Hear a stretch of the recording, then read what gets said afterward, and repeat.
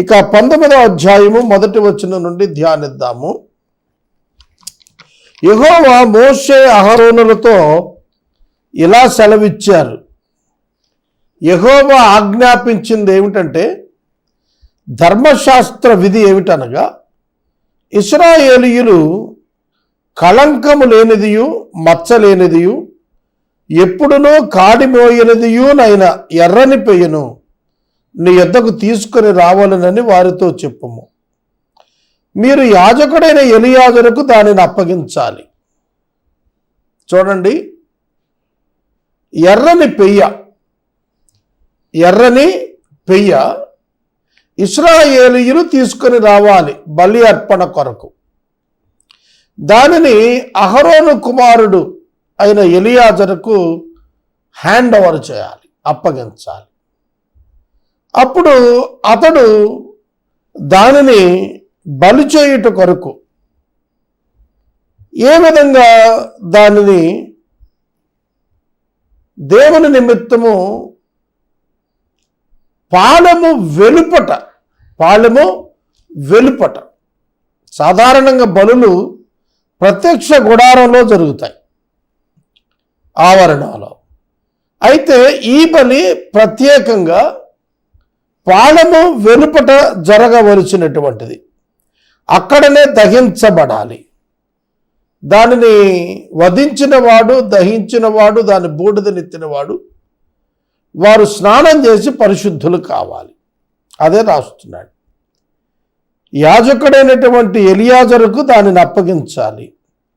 ఒకడు పాలెము వెలుపలికి దానిని తోలుకొని పోయి ఎలియాజరు ఎదుట దానిని వధించాలి. యాజకుడైన ఎలియాజరు దాని యొక్క రక్తంలో కొంచెం వేలితో తీసి ప్రత్యక్ష గుడారము ఎదుట ఆ రక్తంలో కొంచెం 7 మార్లు ప్రోక్షించాలి.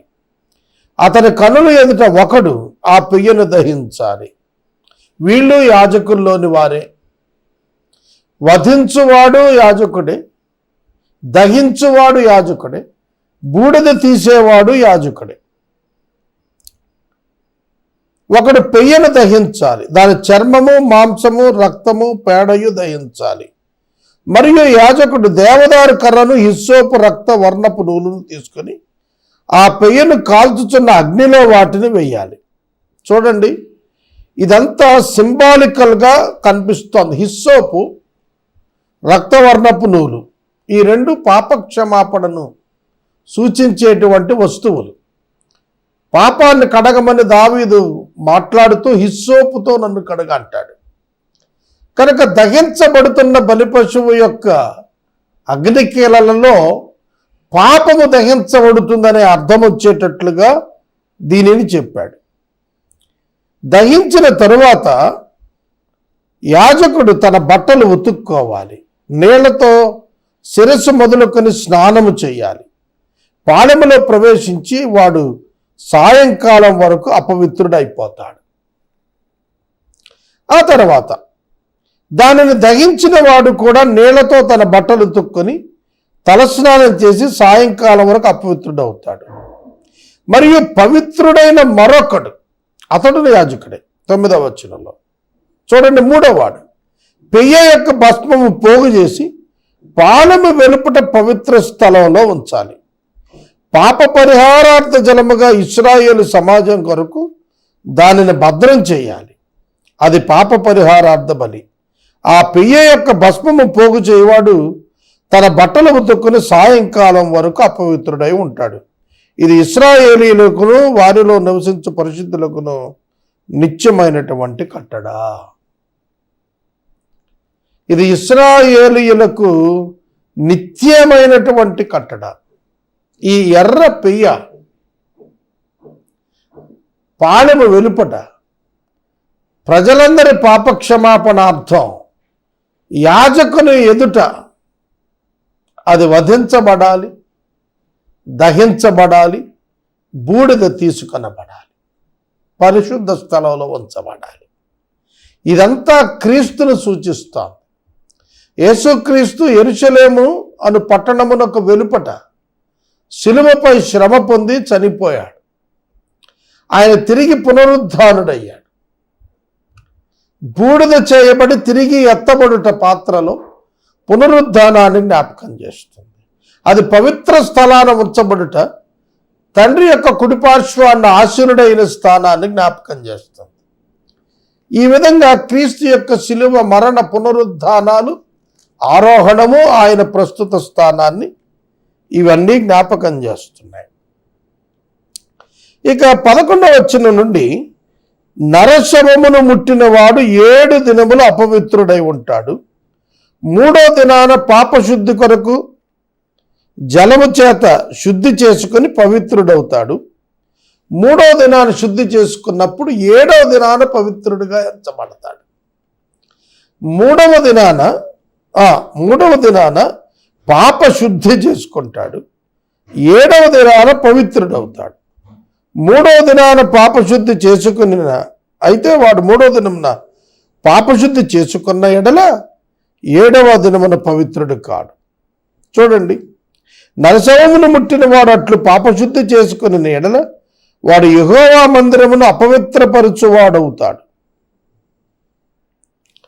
పాపశుద్ధి చేసుకోని ఎడల మందిరాన్ని అపవిత్రపరిచిన వాడు అవుతాడు.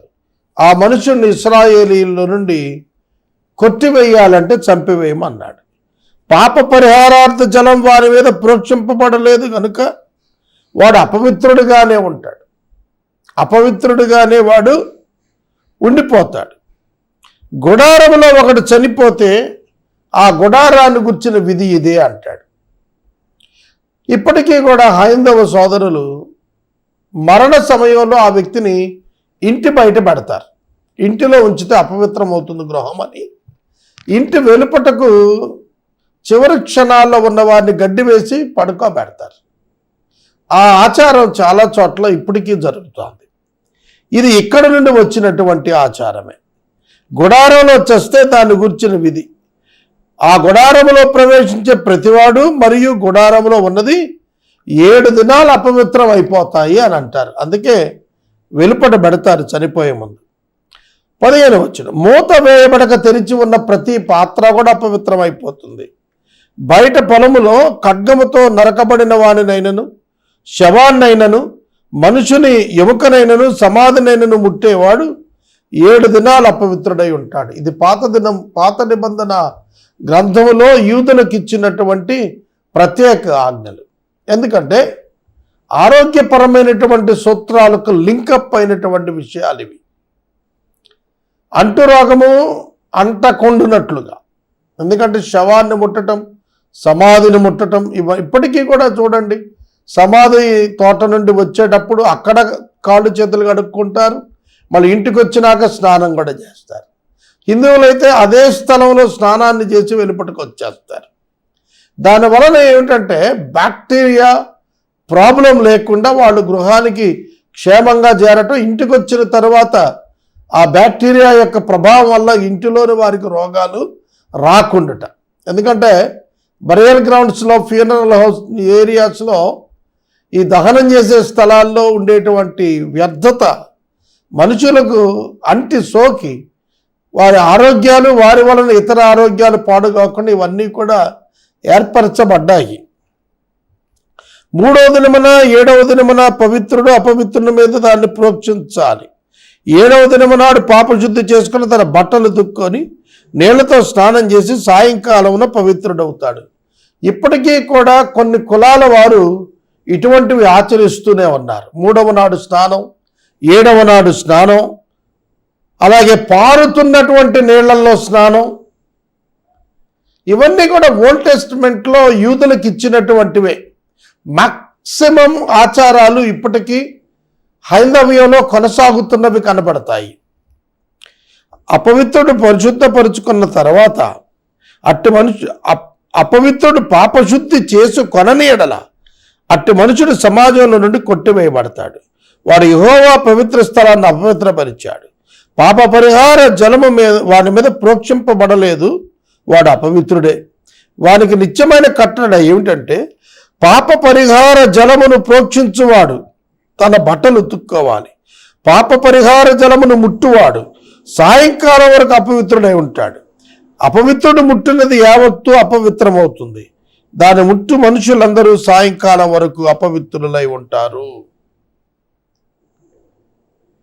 పాప పరిహారార్థ బలిగా ఏదైతే అర్పించబడుతూ ఉన్నదో దానిని గుర్చి మరియు శవమును ముట్టినటువంటి వానిని గుర్చి అలాగే సమాధిని ముట్టినటువంటి వానిని గుర్చి శుద్ధి చేసేటువంటి ఆచారాన్ని వివరించాడు ఈ అధ్యాయంలో.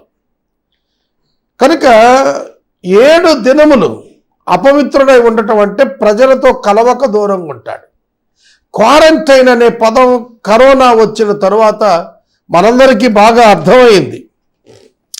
ఈ క్వారంటైన్ అనేటువంటి పదం అపవిత్రతను గూర్చినటువంటి అంటురోగమును సోకునటువంటి దానిని గూర్చి మనందరికీ బాగా అర్థమైంది. ఈ వైరస్ వ్యాప్తి చెందకుండానట్లు క్వారంటైన్ అవ్వమంటున్నారు, హోమ్ క్వారంటైన్.